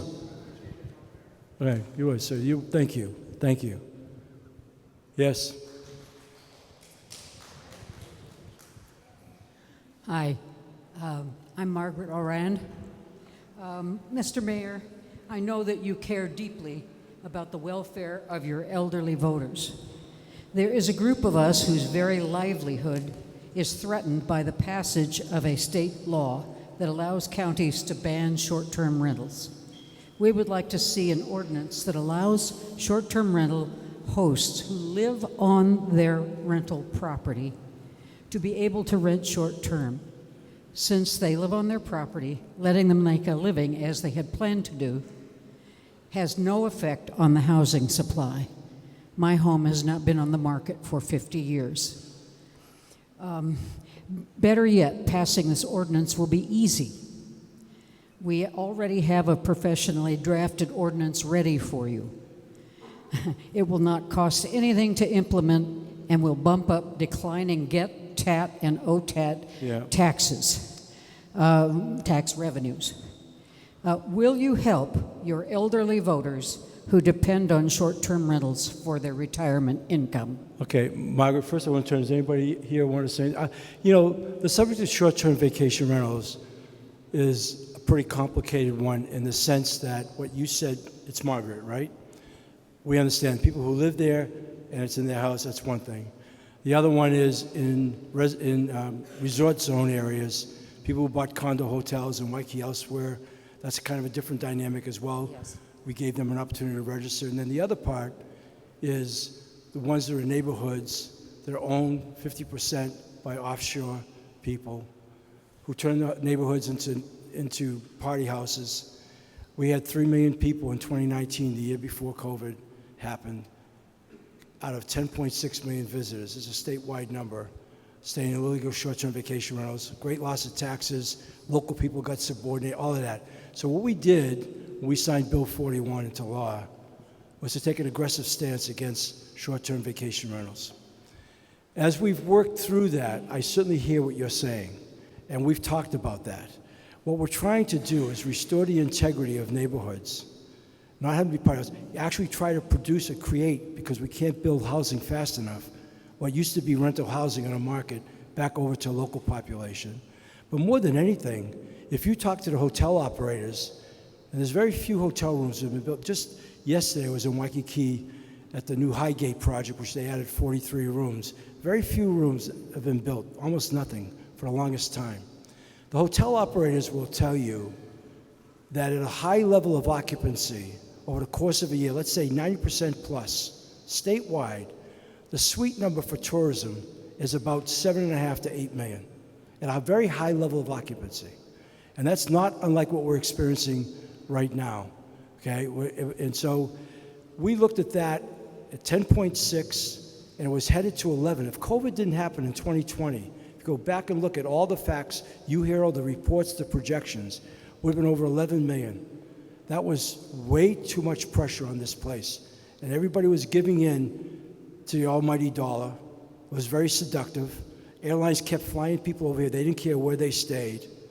And so this was a chance for us to regain some of the magic, if you will, in our respective neighborhoods. Now, I realize to some extent, and I can only promise you, we're going to look at that as we are looking in the resort area. But I would tell you, when 50% are owned by people who don't even live here in Hawaii, Margaret, the opposite of you. 27 of that percent own 20 or more. They're companies, they're not people. So we're trying to be really sensitive as we evolve in this situation where we don't wholesale this place when it deserves to be retail. So I promise you we're going to give a really good look at that. We are Kama'aina. Yes. My family's been here since the 30s, 1930s. And we love Hawaii. And we love to pass that love on to our visitors. We give them an experience that they're not going to get in a hotel. I don't disagree. And Margaret, when we're on the property, you don't get noisy parties. You can't even hear anything from my house because the beach park is so noisy and so awful, like the property around the stairs. You can't hear anything that's coming from me, and I make sure that there isn't anything coming from Margaret, me. I have no doubt. And I don't know how many of you there are, but we know they're out there. There are a few hundred. Yeah. So That's all we want is something carved out for us to be able to continue to give good service, and people come back to us. No law is perfect. No law is absolute. We've taken a really good look at our problem solving. I said a few moments ago up here, being mayor is about problem solving. This was not a good problem, and people were screaming about this, about the overrun and illegal vacation rentals. And so, you know, I think we're getting to a place now, because we have some very sophisticated software, we can map and we understand. So we're evolving in our enforcement. Now, have you been fined already? No. Okay, good. All right. And I pay my taxes. I know. Thank you, Margaret. I do. Okay. Thank you. Mayor, up here. Mayor. Okay, Brandy, sir. It's regarding building permits. Is this microphone on? I don't think we can hear you, sir. Yeah, this is regarding building permits, and I'm going to read from my prepared script. My wife and I need the name of the person who can help us replace our original drawings with the corrected version. We just need an electric meter at our Waimanalo farm so that we can water automatically and provide power to our mobile security office. As the building department requested, the plans were prepared by an electrical engineer who has done all the required corrections. We hired an expediter to help us navigate the process, but she has been unsuccessful. We dropped off 4 sets of completed, corrected, stamped plans at the building department, and within hours, the building department called us requesting we pick them up, explaining... Okay. What is your question? The question is, I'm frustrated. I've waited 4, and I won't use an expletive, years to get electricity at my nursery.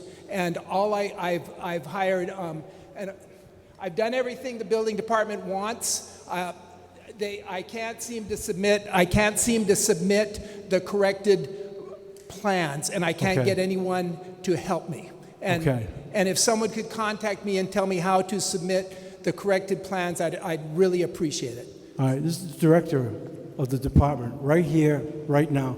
4 years. You said 4 years? 4. So unlike yes, 4 years. 4 years. Go ahead, Doug.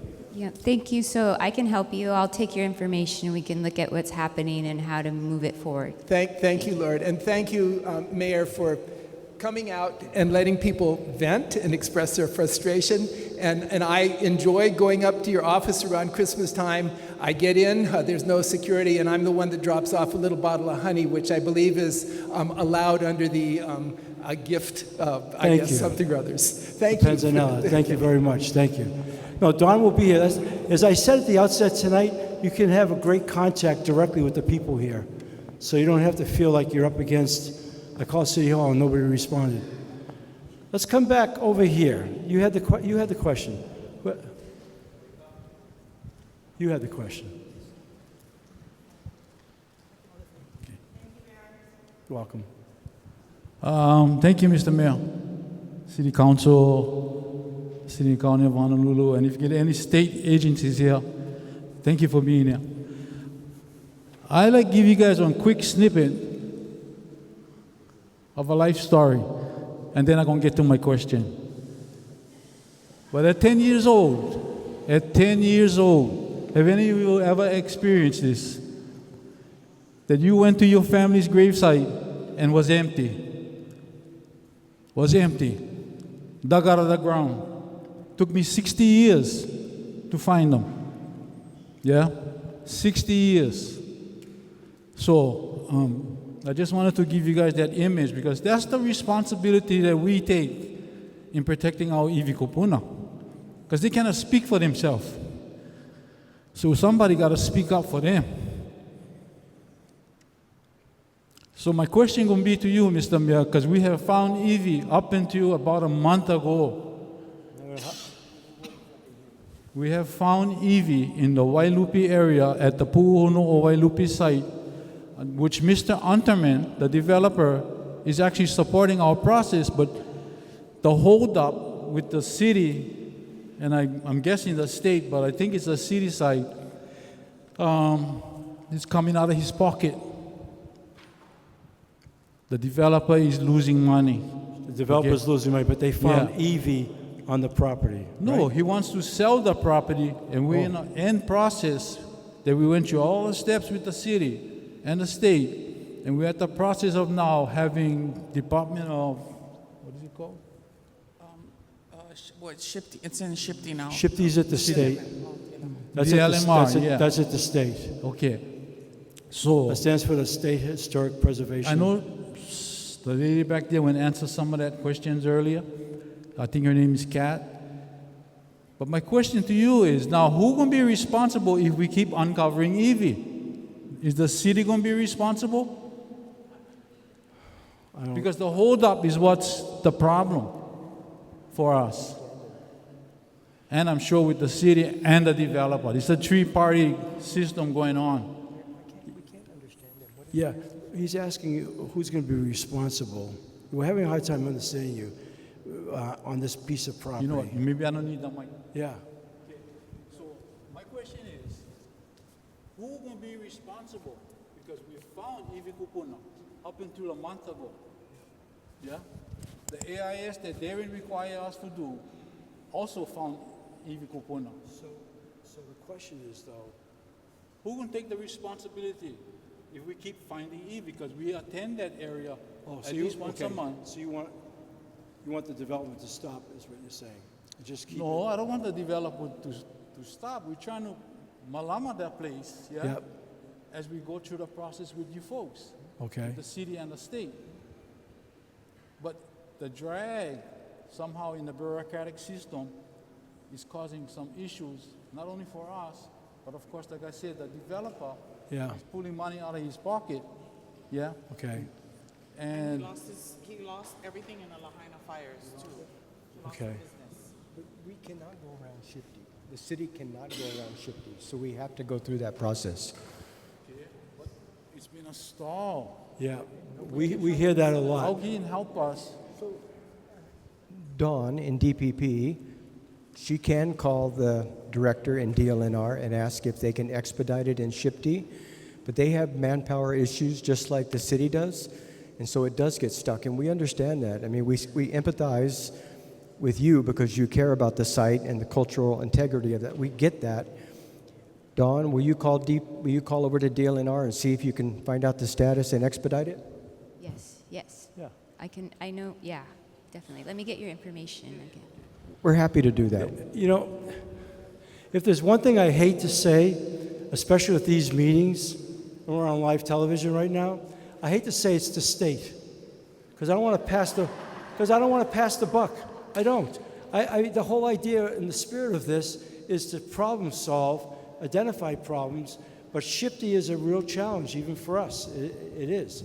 So Dawn will be a liaison in this. Okay. Yep, you're welcome. Mayor, on Thank this you. side. You're welcome. Thank you. On Okay. this side, Mayor. Who's got the? Right over Chat? here. Okay, and then we'll get to you. Yep. Okay.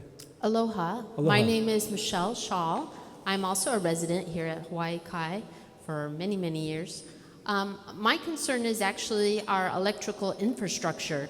I know all of you have experienced, and many times recently, power outages here in Hawaii Kai, with the most recent being in April from the 14th to the 15th, where it was almost 24 hours.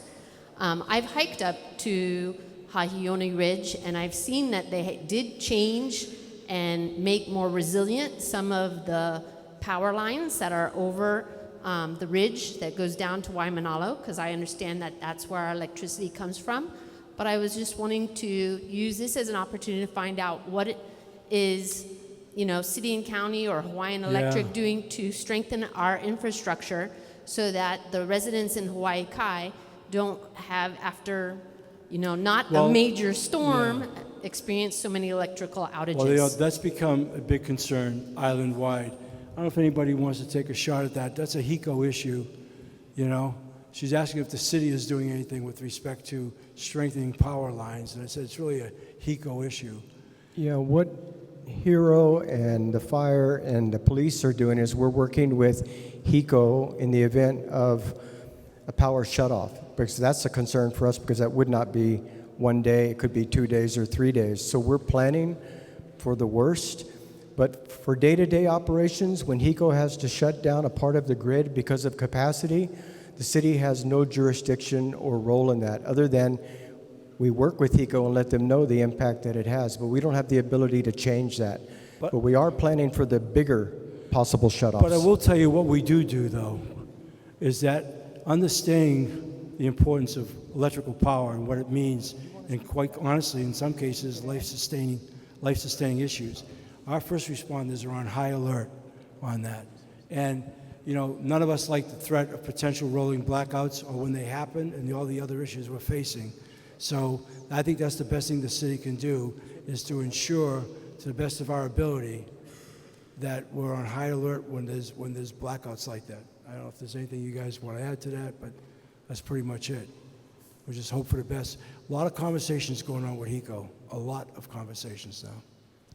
Ma'am, Brandy has one, now come to you, okay? Hello, Mayor. My name is Arlene Velasco, and I'm the current chair of the Surfrider Oʻahu chapter. And I just want to raise awareness, and I have a question about the chronic pollution we've been facing on our oceans. We have been testing about 25 sites for about 5 years or longer. And right here in this neighborhood, there's 3 sites we test every other week. And one of them, the Kuli'o'o stream, has consistently been polluted 84% of the time that it's been tested. And that, of course, flows out to the ocean, and you can assume that the water's polluted. So with this last storm event, we've also tested right during the storm, and we're still waiting for those results. But my question is, what is the city doing now to address the chronic pollution that the watersheds and our oceans are facing? Arlene, good question. Good to see you again. Mike and Gene, both of you guys, probably at some point. Gene Albano, Director for Facilities and Maintenance.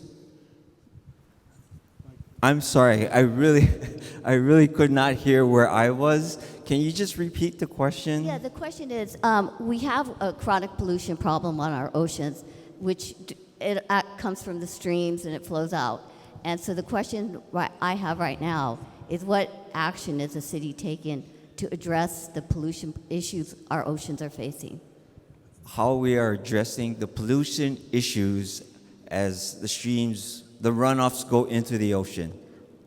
Well, that's one source of pollution, but we've also know that the cesspools are another source of pollution. ENV. So it's a big question. I just wanted to Well, from a stormwater, know that we have pollution from a problems. stormwater quality or stormwater runoff condition, we have protocol in place to ensure that we are ensuring that we meet EPA standards, such that if we do have to release waters into the oceans from the streams, we go through the process getting approval to allow the streams to go into the water from a stormwater standpoint. But if it's cesspool, Brian, you want to take care of that? This is where the city, Department of Design and Construction and and Department of Facilities and Maintenance, we work together on community notification. It's like, hey, please be aware of preventing things to go into storm drains. Which all those storm drains on all of your streets, they all lead to waterways, which all leads to the ocean, which is the core of what you're getting at, right? So it really starts with the community keeping an eye. Please don't dump your oil down into the storm drains anymore. When contractors are out there, they put out all the protective things and the barriers. DPP makes sure that all the contractors, they check and they inspect, make sure they have all the proper equipment and all the silt fencing on their property and all at the storm drain inlets.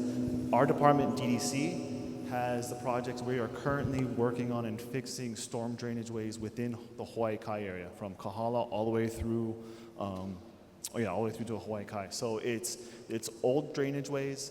There's concrete failure. DFM during storm drains, they'll actually go in and they'll open up the stream mouths to prevent flooding. But the big portion of the pollution that we're really worried about, it actually comes from normal usage of the public. It comes from people's properties. It's oil that falls from cars. It's people disposing of things illegally or they just don't know. They've always stored something random on their property and they just don't know. So we really work together to try and prepare and let everybody know. It starts with the public. The city takes an active stance on it. We have permitting processes and we work it, but we have to work together. So I'd be happy to get your information. Gene and I can work together on that, and because we're both, it's the best interest of everybody around to make sure that our water is clean, and it ties into what Gene was talking about with the NPDES program, which is the Clean Water Act. It's called NPDES. It's a great program that really controls contractors and anybody else in the public, but mostly contractors, to make sure they are permitted. They also hold the same restrictions on us. We can't go and do whatever we want whenever we like. We have to prove that we are not polluting that waterway, and they inspect us the whole way through and report at the end. So it's multiple departments working together to get that. But if you want to talk more, let's do it. Yeah, by the way, Brian spent 11 years at the Board of Water Supply. He's a hell of an engineer. He's currently with Design and Construction. This man, Gene Albano, is the Director for Facilities and Maintenance. Michael Keefe with Environmental Services. Michael, you want to take a... Cesspools. So approximately 8,000 or so on Oʻahu. Statewide, we actually have a relatively small amount. There's many, many more on Hawaii Island, for example. But cesspools on Oʻahu, there's going to kind of be a two-phased approach to dealing with the cesspools that we have here. The first is going to be primarily led by the city. So we have in our capital budget right now money to bring sewer systems to communities, larger communities that are currently on cesspools. For example, we're in design phase right now for a community out in Ewa Beach. So a community is kind of a rectangle shape, about 976 homes, really close to the water. We're going to be building a sewer system there, and then the folks are going to connect to that. So that'll knock out 1,000 homes right there of the 8,000 or so that are on cesspool right now. We have the numbers escaping me right now, but we have like 5 or 6 other programs like that one out in Ewa Beach that we're going to be implementing in different communities across Oʻahu, and that'll knock out a lot of them, but not all of them.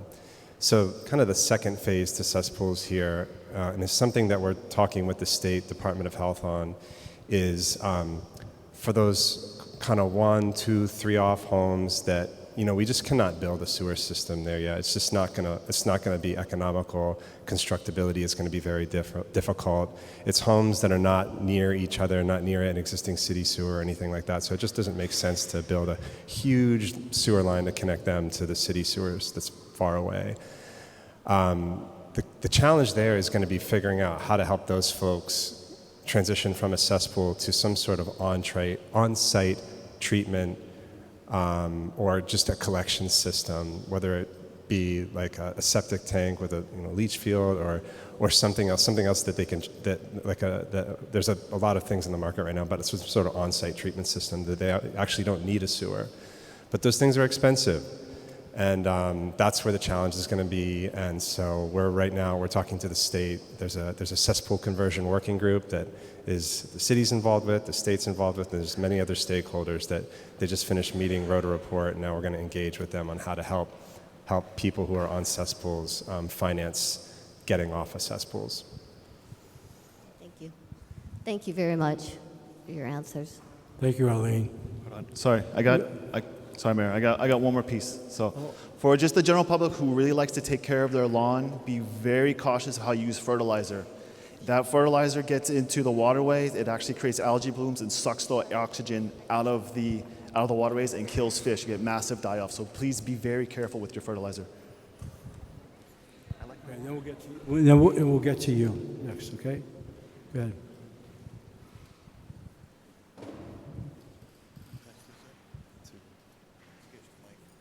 She's got to leave. Why don't you ask the question now? Sure. It's okay. Okay, thank you. Aloha, Mayor and members of the Cabinet. My name is Lisa Lockhart, and I live right over here in Koko Head Terrace on the other side of the park. My question to you is, I'm wondering what kind of efforts are being undertaken in the wake of the disaster on Maui to mitigate wildfire risk in island-wide, but particularly in this area. We are particularly vulnerable for those residents who live here by the park because we abut the Koko Head shooting range, and there's been a number of fires caused by the shooting range over the years. So I was just wondering if you could speak to that. Good question. Thank you. Chief? I'm not sure if the firing range caused the fires. We have no record of that, but go ahead, sir. Oh, no, thank you for your question. Excellent question. So for the fire department, we have 3 means to address all of our types of emergency incidents. We use prevention, preparedness, and emergency response. So for wildland fires, from a prevention aspect, we always preach public education. We have a really good website, fire.honolulu.gov, good wildland fire information, fire safety. We work closely with other agencies, such as the Hawaii Wildfire Management organization, HWMO. They're always trying to preach fire-wise communities to make sure your communities are safe. Great, I'm glad you're doing that. We also have social media, public service announcements. We can definitely prevent using the fire code, so we can send inspectors out to areas to make sure that dried vegetation is a certain distance away from structures. We can use the fire code for that. We work with state agencies to help us with mitigating areas on their land to make sure brush is away from structures. From a preparedness standpoint, we are very much prepared to address all types of wildland fire incidents. I'll say this, we are a very large department. We have 332 personnel working on a daily basis. We have 43 fire stations, which means we have 43 engine trucks, we have 16 aerials, we have 4 specialty companies, we have 5 tankers that can each carry 2,000 gallons of water. We have a really excellent air program. We always have 2 helicopters that are operating every day. So hard to reach areas to fight wildland fires, they can carry up to 100 gallons of water to put out the fire. We've increased our efforts in responding to fires on initial calls, whereas before we only used to send 1 engine company to a wildland fire initially. We now send 2 engines and a tanker to every single call island-wide. And last but not least, we have excellent partners throughout the island. We have our federal fire department partners. Their jurisdiction is the military bases, but we'll co-respond with them. They'll help us fight fires, we'll help them. We have our state crash units that are responsible for the airports. They have robust equipment to help us out. And last but not least, we have our military and National Guard partners where they have humongous helicopters where they can carry at least 2,000 gallons of water to put out fires. So we are doing everything we can from those 3 points of view to mitigate. We're not gonna let a tragic Lahaina fire happen on this island. We've been around for 176 years now. We've had very good success in addressing all types of wildland fires. So I hope I answered your question. Yeah, thank you. I want to thank you personally too for the bang-up job that you guys have done to protect our neighborhood from the fires that we've had so far.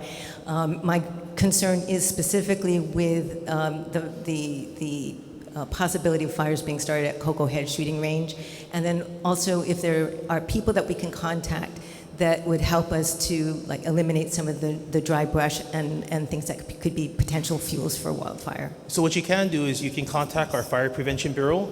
I can give the number right now. It's 808-723-7161. Call that number. We'll send out inspectors to evaluate the area. If there's anything dangerous where we have dry vegetation close to structures, we can enforce the fire code. And we can work with the landowner, right, in that sense. So that's what we do. We'll get you that number before you leave, because that was a lot to take down. But you said something about the firing range. I know Laura Theon's here. I don't ever recall hearing of a fire as a result of the firing range. And I don't know if you want to shed, Laura, anything on that? Thanks, Chief. So the firing range is not a fire risk itself. The range is actually managed. The lawn area is mowed, it's maintained, so it's not overgrown. We did have an outdoor range expert come and do a review of the range. The backstops are at a height where we've ensured that the bullets will go through the target and into the earthen backstops, and they're captured there. So when we have law enforcement is going to be coming to do training, we have an agreement now with HPD that they will verify the course of training for any law enforcement agency, like the federal agencies, the state agencies, are suitable for the range, so any bullets will be captured by the backstops. So the range itself is not a fire hazard. It's a place that's actually very contained and well maintained.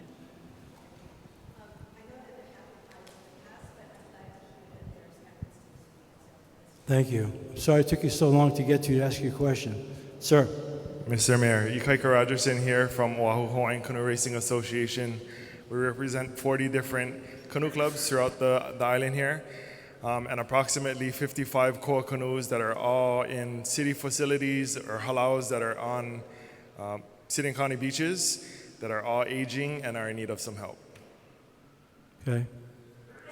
We just need some help repairing them. There's canoe clubs such as Huinalu that are fundraising on their own to repair Right. some of these facilities, and they just need some So tell me again, Ikaika, how many canoes you think need to be repaired? canoe hauleys or Yeah, well, what, you talk about the hollies, right? Not the canoes themselves. right the facility, not the canoe. And their city facilities? Correct. Okay. I'll have to come back. You want to offer something on that? Okay. Because I don't know. I don't know. So many of the canoe halau are in city park areas. We did recently release the council funding that was provided for a new canoe halau out in Haleiwa, and our department is working with the Department of Design and Construction to plan for that. We met with Okra the other day out at Keehi Lagoon because there's a halau there, and so we're going to be examining doing some things with them.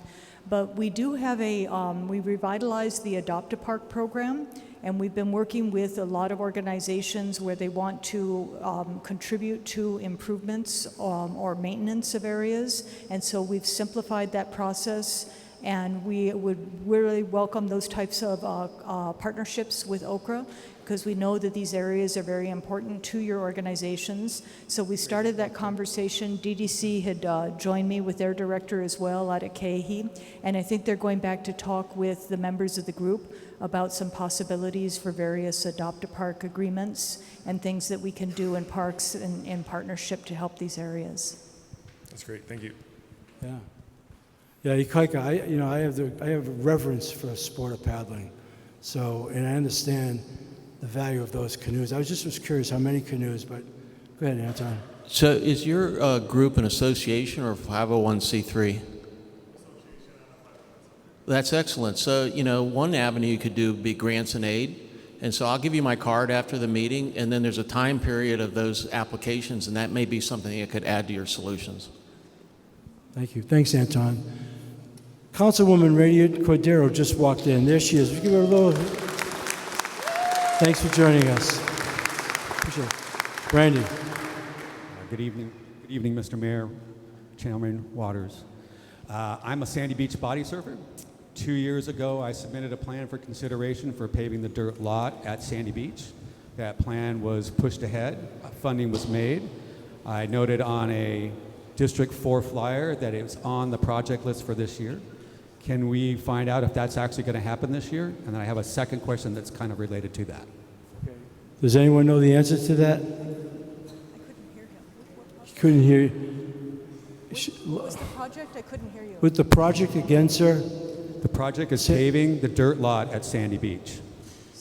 The right side as you enter the lot. That's being paving. You want to pay? Oh, okay. Paving the dirt lot. Paving the dirt lot, expanding the parking, which would double it, improving the landscaping.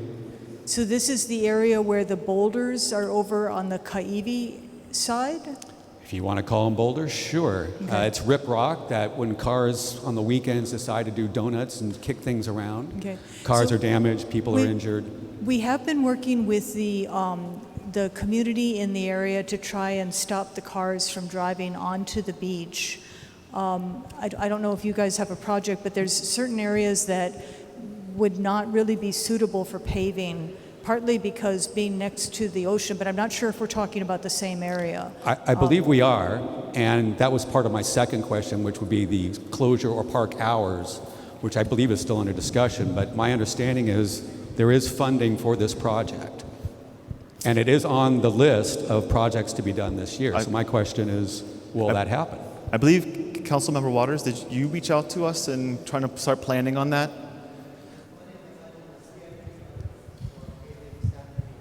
Okay.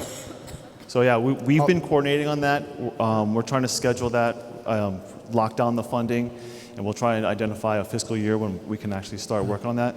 But just to make sure we're talking about that, this is the main beach break side, right as you turn it. But on the Malka side of that, it's usually all torn up. It's a sandy area. Cars get stuck. There's the gravel that's there, and when cars get stuck, they start kicking that around all over the place. Correct. Correct. Yeah, we're going to work together on that. Well, Chair Waters said I don't think we have funding at this time. Okay. And the second question was basically what you were talking about was cars that were driving illegally on the weekends. And so consideration was being talked about potentially closing the park or putting up signs so that it could be enforced. So the neighborhood board has been in discussion about a park closure. So normally the park department works with the neighborhood boards. The board had voted to close one of the beach parks. There was a number of people in the community. As you know, there's a constitutional right to access the ocean in Hawaii State Constitution, a constitutional right to fish. A number of people came forward and were very concerned about the park closure. So the neighborhood board is going to be having more conversations about whether that would be an appropriate thing to do in that location. And we encourage that broad community conversation. I think there was also discussion that the real desire is to stop people from driving on the beach, not necessarily stopping people from accessing the beach by foot at night. So there's been some long time discussion with the Department of Transportation about the ability to put guardrails up there. And so we're working with the board on some options to prevent people from driving to the beach. I wish we had bigger boulders. There's not a boulder store, so we kind of have to use what we have. If people do have connections where there are other barricades that can go in, some people are very determined about moving them, but we've worked in partnership with the military and others to be able to barricade off sensitive areas, and we'll work with any partners that can get us access to that. Thank you very much. Thank you, sir. Appreciate the question. My name is Franklin. Not a day that goes by when I'm standing or walking on the pedestrian sidewalk that I don't almost get hit by some kind of motorized vehicle, be it an electric bike, electric scooter that people stand on, or even electric skateboard. I almost got taken out by an electric skateboard. What, if anything, can be done to enhance the safety of pedestrians? Yeah. You're talking about they're riding those on the sidewalks, right? Where? Everywhere? Yeah.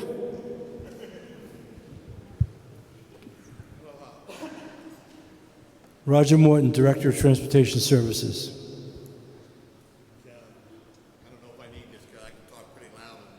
I think you should try to use it unless you're really going to yell, Roger. So the proliferation of all these electronic devices are a problem island-wide. We've had some serious accidents. I was pleased to see that Eva Middle School has banned those devices from campus. I wish that other schools would do the same thing. Long term, what can we do to do that? First, the law has been passed by the state and has been added to the traffic code. One of the issues is that you have to be 15 years old in order to operate those motorized vehicles. We see a lot around town where they're less than 15, and that's a problem. Longer term, we are trying to retool our streets. We are putting in more bike facilities. These kind of devices kind of work pretty good in a bike facility.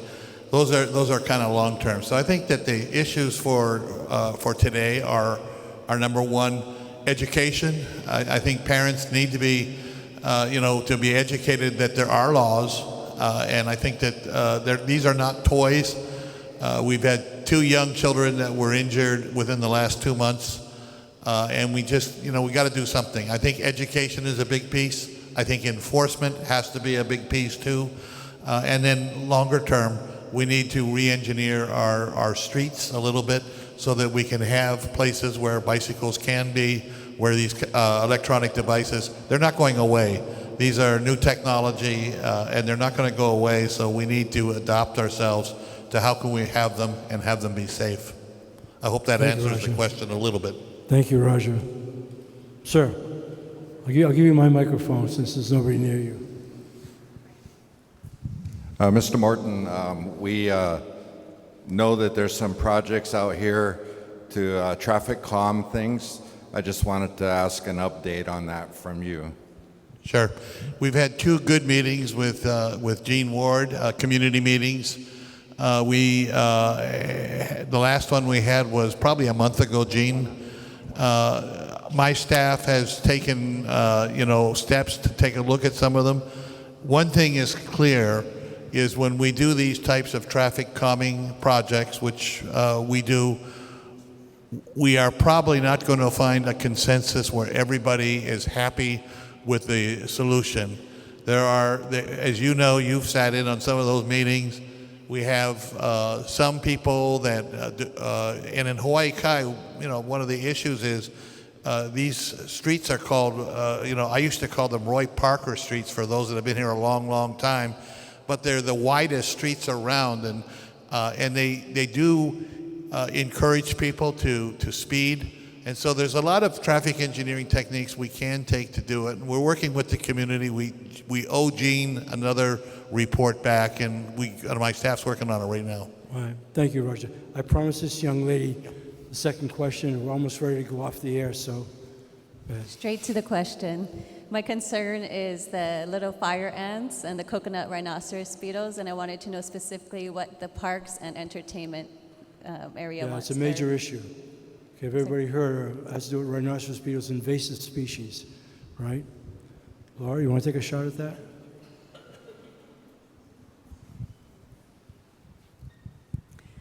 Thank you. So unfortunately, the coconut rhinoceros beetle has become so widespread on Oahu that the State Invasive Species Council has said it's not able to eradicate it at this point.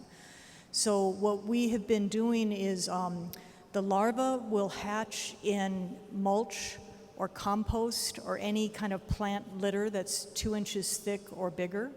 We have gotten rid of the mulch at the community gardens. We no longer spread mulch in our parks. We are monitoring where there are trees that are damaged, and we're unfortunately having to take them down. We make sure that when we bring in trees, that we isolate them in our new Oʻahu nursery. We test them for little fire ants, other types of invasives.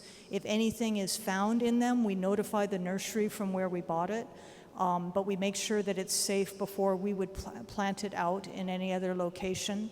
And then our urban forestry division is working to diversify our trees. Invasives have also taken over some of the Chinese banyan. We've had to take down some of the exceptional trees in Kapiolani Park. So we're trying to intervene early so they don't then infest other trees around them. And then when we're replanting a wider variety of trees, because what they're telling me is the days where you could have like a whole row of identical trees, it's not a good defense when we've got climate change and invasive species are going to be, coconut rhinoceros beetle is today. We don't know what's going to be tomorrow and next month. So we're trying to make sure that we can keep a variety of trees around the island because we know that's really important to keeping not only our island beautiful, but also comfortable and cool and healthy.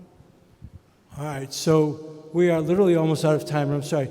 I'll stay and talk to you. It was a question about homelessness. We could talk a lot about that. I'm very excited about the road ahead and the things that we're doing.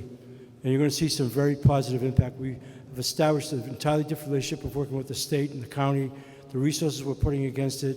We had a point in time count came out last week, 4,500 people. That was actually identical to the number pre-COVID. It was up a few hundred from last year. Since the man mentioned earlier I was in D.C., I was invited to go back in the Conference of Mayors. I was there with 40 other mayors, and every city had tremendous spikes. That's why they were there from COVID. The fact that we kept our numbers flat is a long story, but what we intend to do, it's a good story actually. What we intend to do is unprecedented. So I want to tell you that. I just want to thank everybody for coming out. Justin, I want to thank you for your passion. I asked everybody to keep it civil. It was good.